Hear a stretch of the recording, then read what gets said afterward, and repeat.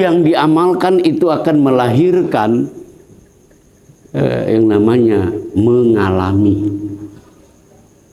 Artinya apa? Ada kekhawatiran saya, kita ini sekedar tahu tapi tidak mengalami, maka ini satu kerugian besar. Harus dialami, dirasakan begitu. Disitulah tataran steril. Tidak ada kebahagiaan kalau kita hidup di luar diri sejati.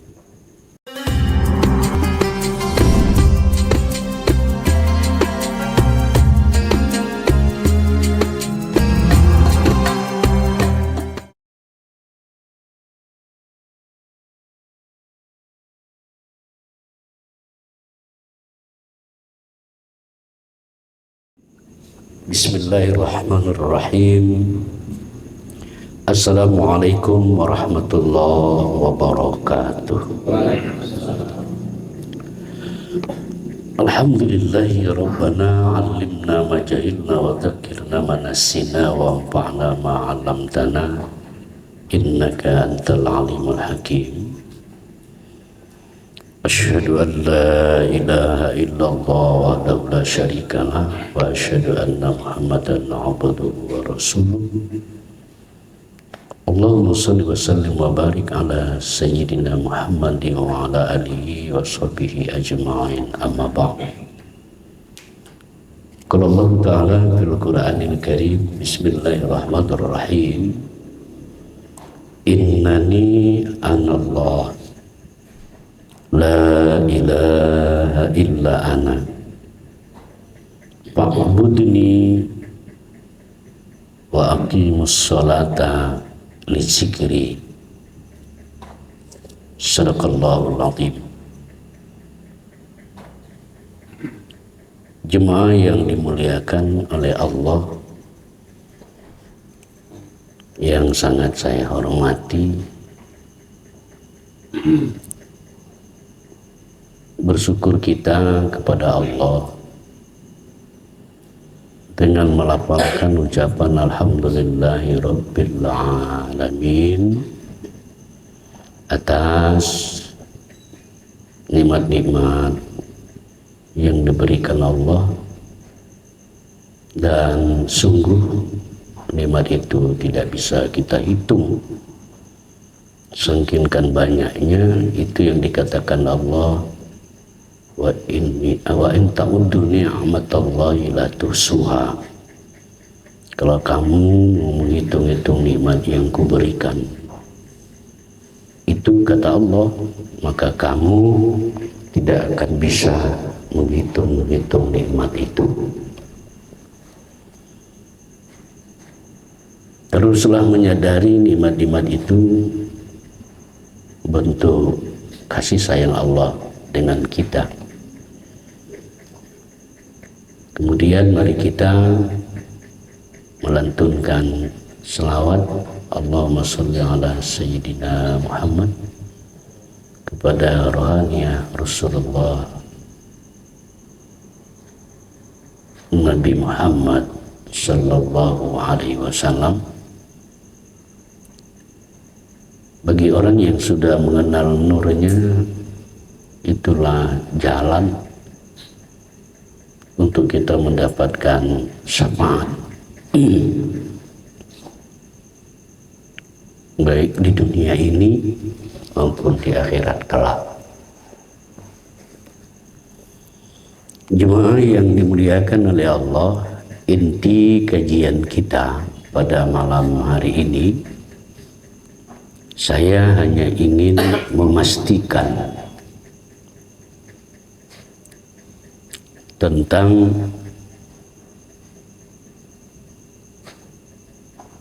di mana alamat Allah. Saya ulangi lagi, memastikan tentang alamat Allah. Namun sebelum itu kita bahas, ada beberapa pengantar yang ingin saya sampaikan sebagai bentuk pemanasan. Ya, seperti itu.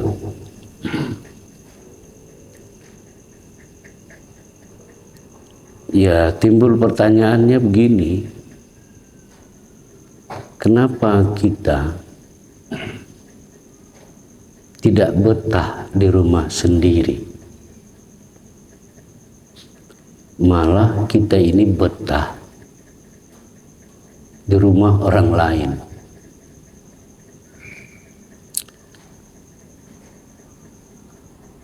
Barangkali kawan-kawan jemaah udah paham maksudnya itu. Kalau kita masuk di kedalaman diri sejati, padahal menurut kajian kita,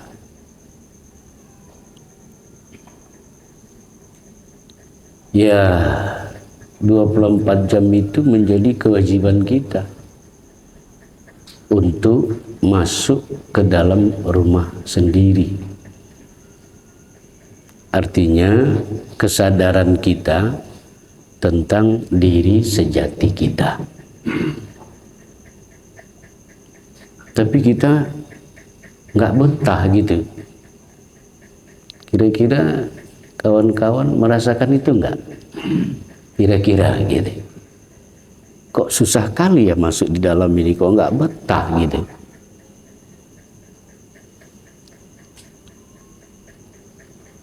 Itu persoalan yang pertama.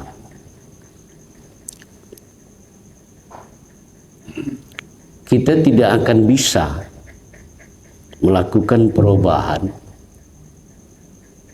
Karena apa? Kalau kita masih melakukan hal yang sama, kita harus melakukan revolusi spiritual. Kawan-kawan kan masih mencatat, kalau kita ini, esensi diri kita, dalam bentuk kalimat dikatakan kita ini bukan manusia yang mau menjadi makhluk spiritual,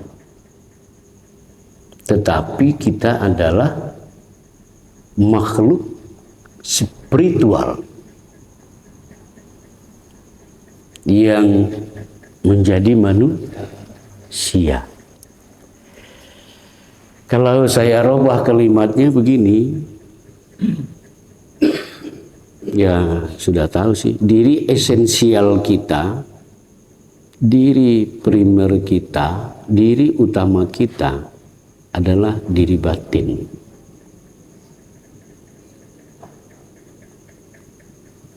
Problema terbesar dalam hidup adalah ketika kita tidak mengenal satu, kemudian kita tidak melakukan tabadil, penggantian pemahaman,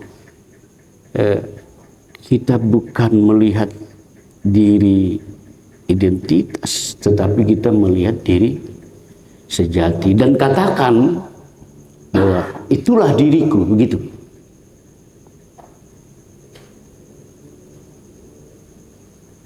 Jadi kalau saya ambil lagi kalimatnya, stoplah. Kalau kita selamanya ini masih mendominasi di diri kita, diri keakuan, diri ego, diri anania, jangan, ganti. Ya, kalau diri sejati kita itu, masuklah di situ. Jadi jangan seperti makan bubur. Bubur itu panas, kita makan pinggirnya dulu gitu. Ya, tapi jadilah kita seperti orang yang masuk dalam kolam renang. Ketika kita ndelup masuk ke bawah ke dalam air, kita nggak ada. Ini kira-kira bisa dipahami bahwa diri sejati kita itu.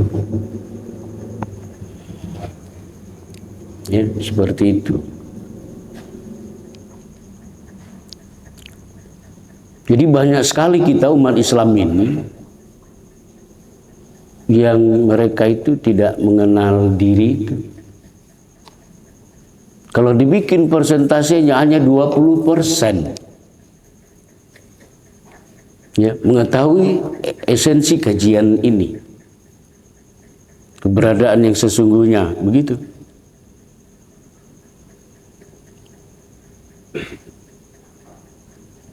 Gimana kita bisa menyayangi diri kita kalau kita tidak mengenal diri? Bagaimana kita bisa menyayangi orang lain kalau kita tidak bisa menyayangi diri? Istabdi qalbaka. Saya tetap mengedepankan ini. Ini sangat penting. Ilmu yang diamalkan itu akan melahirkan yang namanya mengalami. Artinya apa? Ada kekhawatiran saya, kita ini sekedar tahu tapi tidak mengalami, maka ini satu kerugian besar.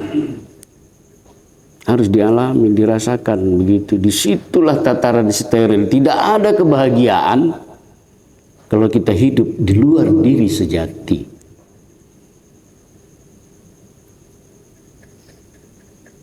Dan sekaligus saya mengajak kita semua untuk jadilah manusia. Ya, jangan jadi orang lagi. Karena definisi orang adalah orang yang tidak ada di dirinya kesadaran ketuhanan. Mati itu orang. Tapi manusia itu senantiasa kesadaran ketuhanan itu dirinya bukanlah jasad. Kalau saya bentuk bahasa begitu. Tapi dia lihat diri rohaniah dia, diri batinnya itu. Ya, saya berharap sampai sini kawan-kawan harus bisa memahami itu. Yaitu pemanasan saja. Ya. Baru kita masuk tentang alamat Allah ini. Ya, kita sudah tahu kok dari kemarin kalau Allah itu tidak punya agama. Atau ada agama Allah, wano. Kamu tahu Allah itu agamanya Islam. Nah, ini saya mau malam hari ini setelah kita paparkan ini nanti, setelah kita pahami ini, saya mau ini coba masing-masing dipraktekkan gitu loh. Kita tahu kan bahwa amal ibadah yang pertama dihisab nanti itu adalah salat. Kalau salatnya baik, salat semuanya, apa amal ibadahnya semuanya baik. Kalau ibadah salat itu nggak baik, itulah kadang-kadang kita bingung memang. Kenapa kita masih melihat ibadah salat itu hanya sebuah kewajiban, doktrin saya bilang. Sehingga hasilnya apa? Masih ada unsur keterpaksaan. Mungkin kita dengan ibadah sholat itu dengan nilai-nilai kebaikan, ya kita membutuhkan gitu ya. Ya, sehingga akhirnya apa? Membawa dampak as-sholatu tanha 'anil fahsya'i wal munkar. Kita malu dong sebagai umat mayoritas hari ini. Ya banyak Pak Haji, ya pejabat-pejabat kita itu mereka sholat itu, tapi kok bisa ya korupsi gitu ya. Kadang-kadang kan ada seperti itu ya, tapi sebenarnya itu hanya sebuah pembelajaran. Kita ngaji ini bukan mau menjustis orang ya, tapi kita bawa ke diri kita. Sudah sekian lama kita sholat, kan begitu. Katakanlah dari umur 15, kalau 50 tahun berarti 35 tahun kita sholat, apa yang udah kita dapat? Ingat kawan-kawan, sholat itu bukan untuk Allah. Sholat itu untuk kita gitu. Ya, maka yang dimainkan adalah ketika kita sholat itu jangan diri keakuan, diri sejati itu. Yuk kita lihat dulu firman Allah, innani anallah, sesungguhnya aku adalah Allah. La ilaha illa ana, tidak ada Tuhan selain aku. Yuk kita ulangi lagi, sesungguhnya aku adalah Allah. Tidak ada Tuhan selain aku. Maka sembahlah aku dan dirikanlah sholat untuk mengingat aku. Jadi sholat itu disuruh untuk mengingat Allah. Ya. Syarat untuk mengingat itu kita harus kenal. Kalau enggak akan bisa kawan-kawan bisa ingat sama saya kalau kita enggak kenal. Dan kalau saya kasih contoh, saya sebut nama orang yang kawan-kawan nggak kenal, nggak mungkin bisa ingat. Tapi lewat talim, lewat diskusi kita sudah membongkar bahwa diri yang ditiupkan Allah itulah diri sejati kita. Jadi ini yang dibawa gitu dia. Jadi ketika Allah mengatakan sesungguhnya aku adalah Allah. Tidak ada Tuhan selain aku. Sembah kamulah aku. Dan dirikan kamulah sholat untuk mengingat aku. Akunya yang mana itu sekarang? Saya ingin memastikan saja apakah kawan-kawan sudah betul-betul paham. Aku yang mana yang diingat itu?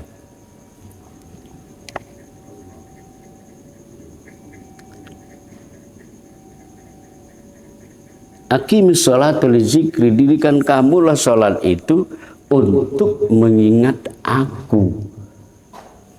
Jadi kalau begitu sholat itu kan bukan hanya diri zahir, tapi diri batin pun terlibat di situ. Ya, sholat nggak sama dengan olahraga. Olahraga itu kan mengolah fisik. Kalau sholat ini kan mengolah batin, mengolah jiwa kita. Jadi aqimis sholata li zikri. Saya ingin memastikan ini, apakah kawan-kawan jamaah sekalian sudah menerapkan itu. Dirikan kamu sholat untuk mengingat aku. Maka untuk mendapatkan itu, yuk kita lihat alamat Allah. Apa alamat Allah? Di mana alamat Allah? Dan yang mengasih alamat itu bukan saya. Dia sendiri yang ngasih kita alamat. Kalau kita dikasih orang alamat, biasanya untuk diapain? Kita untuk untuk ketemu. Maka alhamdulillah sekarang ini kita sudah tahu. Kalaupun nanti kita pulang, kita sudah tahu. Dan kita kan nggak menetap di dunia ini. Ya. Maka alamat Allah dikatakan Allah wa huwa ma'akum aina ma kuntum fasama wajhullah. Aku beserta kamu di mana kamu berada. Jadi Allah itu jauh atau dekat? Dekat atau amat dekat? Nah, jadi kalau misalnya dikatakan tadi aku beserta kamu di mana kamu berada. Kalau begitu Allah itu di luar diri atau di dalam? Yang mana dia? Diri sejati itulah dia. Ya Allah.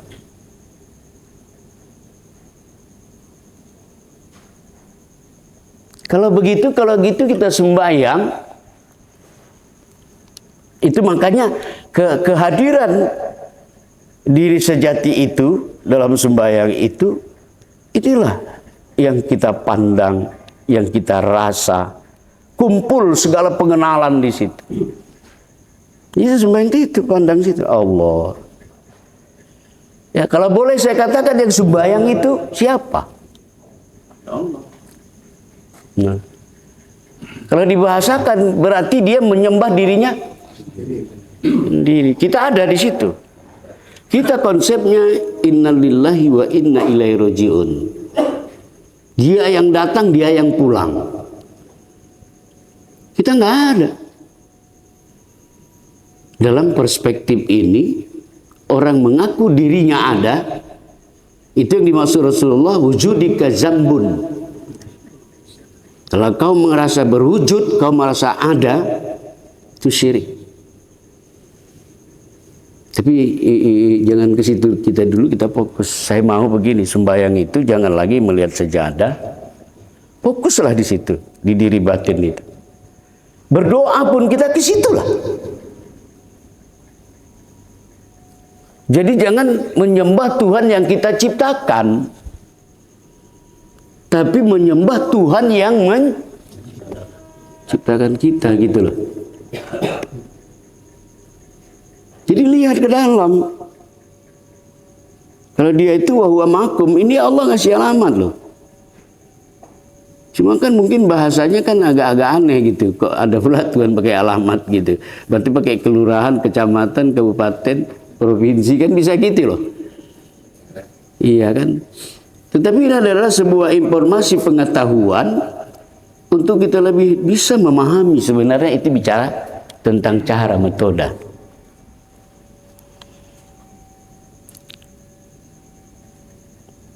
Bisa dipahami itu ya?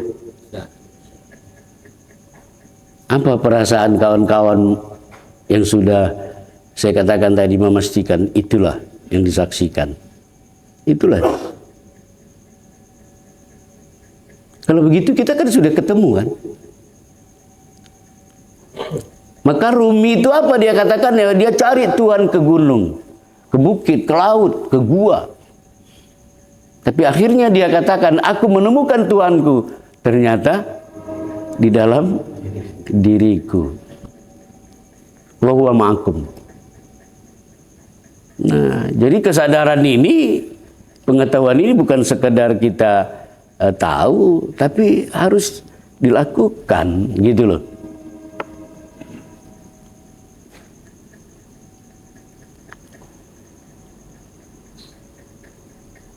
Jadi kalau kita zikir subhanallah, subhanallah, subhanallah dalam salat, kemana dialamatkan? Jangan dialamatkan kepada Tuhan yang kita ciptakan. Jangan. Ke situ subhanallah, subhanallah, subhanallah, subhanallah, subhanallah, alhamdulillah, alhamdulillah, alhamdulillah, Allahu akbar, Allahu akbar. Situ. Inilah cara Allah untuk mengajari kita untuk khusyuk menuju kepada Allah. Tapi berbolak-balik saya harus sampaikan, rumus berpikirnya tetap berpikir sekarang. Ya, karena pikiran itu suka menarik kita mundur dan menyuruh kita maju. Jangan diikutin. Bertahan aja di situ.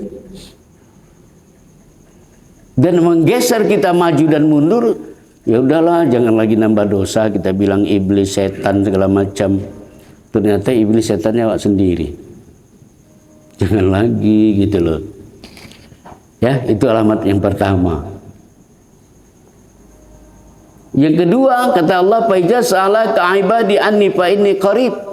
Di surah Al-Baqarah itu ya. Ya Muhammad, kalau hamba-hambaku bertanya tentang aku, fa inni qarib. Katakan aku dekat. Bahkan sekali saya katakan bahasanya sangat-sangat amat dekat kita gitu. Ke situ lagi. Istabti qalbaka. Kita disuruh untuk bertanya. Makanya saya katakan yang kemarin ini berulang-ulang ya supaya kita lebih mahir, nggak apa-apa. Kalau dulu kita menggunakan ada masalah, cari solusinya keluar. Karena memang juga sering kita mendengar kalau Tuhan itu kita bilang kita serahkan kepada yang di atas. Nenek kau di atas. Ya kan gitu cocoknya kan.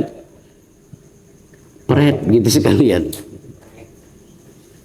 Nah, kita modernisasi, kita lakukan perubahan, katakan ketika kita punya masalah, yuk kita cari solusinya ke dalam.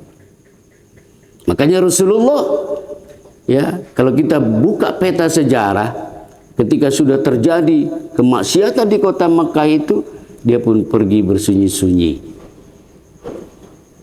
Nah, artinya apa kawan-kawan? Hanya dengan bersunyi-sunyi, bersepi, katakanlah tafakkur, bertawajuh, maka di sanalah akan menemukan jawaban terhadap masalah yang kita hadapi. Maka untuk bisa merasakan ini, tidak hanya pengetahuan, tapi lakukan. Ya, kayak kita enak kok di dalam sudako, kita ya diam aja, pejamkan mata. Karena teorinya kan kita bilang, kalau mata ini terbuka, maka unsur-unsur eksternal masuk, merusak dia. Tapi kita ya separuh pejam lah begitu. Kita masuk situ, nikmati di situ, ini rumahku. Maka ada istilah, sejauh apapun kau pergi, ya Allah tetap dekat dengan dirimu. Kemanapun kau pergi, jauh kau pergi, tetap Allah itu dekat. Fa inni qarib. Kalau begitu yang dekat itu yang mana? Kembali diri sejati itu. Ke situ kembalinya gitu. Cuma kalau ini juga bukan solusi, masih kita mencari jawaban, waduh, di luar diri ini menurut saya masalah. Memang begitu kita kan, ada masalah nggak lapor sama Allah, cari pengacara dulu, ya kan, bayar sekian, urusan sekian, gagal juga, terakhir apa? Barulah dia salat hajat gitu. Tuhan di belakangkannya. Kan itu yang sering terjadi kita kan. Nanya dukun dulu, baru nanya sama Allah. Ingat, saya harus sampaikan, diri sejati kita itu, mohon maaf, coba rasakan, dia itu kan Allah. Kalau begitu energi yang di diri kita itu terbatas atau tidak? Tidak kan? Mana terbatas? Cuma kita sering menggunakan energi ego. Makanya hidup kita masih begini-begini terus. Makanya saya sering katakan, kalau mau perubahan, maka jangan melakukan hal yang sama. Cari yang ininya. Nah, kalau sudah saya buka begini, sebenarnya sih aku nggak mungkin menyuruh bapak-bapak, kawan-kawan untuk meningkatkan ini. Gimana kalau aku suluk 9 hari, suluk 10 hari, pergi aku ke Besilam, mungkin jauh kali di Besilam ada yang tempat yang dekat. Nabi Khidir aja dia berani puasa 3 hari. Nggak, puasanya apa? Puasa nggak bicara. Dan dia sampaikan, dia nggak akan bicara, nggak ngomong, tapi bukan model limbat ya. Ternyata itu untuk memunculkan diri spiritual itu. Iya kan? Karena memang logika kok. Kalau kita duduk sama kawan, kita pejam dia, tengok di situ aja. Nah, ingat ya, begitu mata kita terbuka, melihat panorama dunia ini, maka rusak yang di dalam itu. Rusak Pak, apalagi yang lewat itu cewek cantik. Nah, jadi makanya kita harus istiqomah gitu. Nah, coba lihat lagi alamat yang ketiga, wa nahnu ilaihi min hablil warid. Dan aku itu lebih dekat dengan urat nadimu. Kalau bahasa kampungnya apa? Jauh tak berantara, dekat tidak bersentuhan. Nah, di mana dia? Tetap di diri. Kalau begitu kawan-kawan sekalian, simpulnya ingat sekali lagi ya, apa namanya istilahnya, sebagai sebuah kesimpulan, kalau kita sholat itu ya mengingat Allah itu, ya sadarilah diri sejati itu. Ya, kalau boleh saya katakan, itulah esensi keberadaan Allah pada diri. Nah, bagaimana membangkitkan itu? Tentu harus dengan konsep bermujahadah, bersungguh-sungguh mengamalkannya. Dan begitu kita bangun dari tidur, kita bilang, Tuhan, aku ini adalah makhluk spiritual, bukan manusia yang ingin jadi spiritual. Nah, ini artinya apa? Kita mengkedepankan diri batin itu. Nah, coba dulu renungkan kawan-kawan sekalian biar ada hikmahnya. Kita ini bukan makhluk, ya, bukan makhluk manusia, maksud saya. Kita bukan manusia ingin jadi Tuhan. Tapi sebenarnya adalah kita makhluk spiritual. Ya, sampai situ aja, titik aja lah, nggak usah lagi makhluk spiritual yang menjelma, yang apa, jangan. Cukup katakan, aku adalah. Ya, nggak usah pakai makhluk lagi lah, masih berjarak lagi dia. Katakanlah, aku adalah Ruhullah. Diriku itu, gitu ya. Ya, kalau istiqomah di situ, ya Allah lah yang tahu apa yang patut akan dia berikan dengan kita. Tapi saya bisa memastikan kita berbeda pandangan orang terhadap, maksud saya pandangan Allah pasti berbeda dengan yang lain. Bertahanlah di situ. Nah, bertahan aja di situ, itulah diriku, begitu. Kenapa? Karena dia inilah juga yang bisa mengatur jiwa kita. Jiwa itu isinya apa kemarin? Pikiran, perasaan, emosi. Kalau kesadaran itu muncul, insya Allah terkontrol emosi, terkontrol pikiran, terkontrol perasaan. Seperti itu. Ya, dia itulah remnya. Dia yang bisa membawa kita. Ya Allah, dalam suasana yang seperti itulah kita berharap ketika kita nanti meninggalkan dunia yang fana ini, sehingga kita betul-betul adalah golongan orang, ya ayyatuhan nafsul mutmainnah irji'i ila rabbiki radiyatan mardiyah. Kita kembali ya kepada Allah dalam keadaan husnul khotimah. Ya, jadi bukan sekedar ucapan. Kalau nggak tahu dia esensinya itu tadi, bahwa diri sejati itu ada juga di sana, ada yang namanya pikiran, perasaan, emosi. Ya, sudah tahu kita perangkat itu, untuk menertibkannya itu tadi, itulah perlu kita duduk betul di diri sejati kita. Ya, mudah-mudahan ini kawan, ya, berzikir, baca bismillah, berdoa, ya saya ulangi lagi, sholat, segala macam aktivitas itu mesti lahir dari diri sejati kita. Kalau begitu kita berdoa itu seperti kita berdoa alhamdulillahirabbil alamin, sebenarnya diri sejati itulah yang bicara. Ketika kita sholat bergerak, diri sejati itulah yang menggerakkan.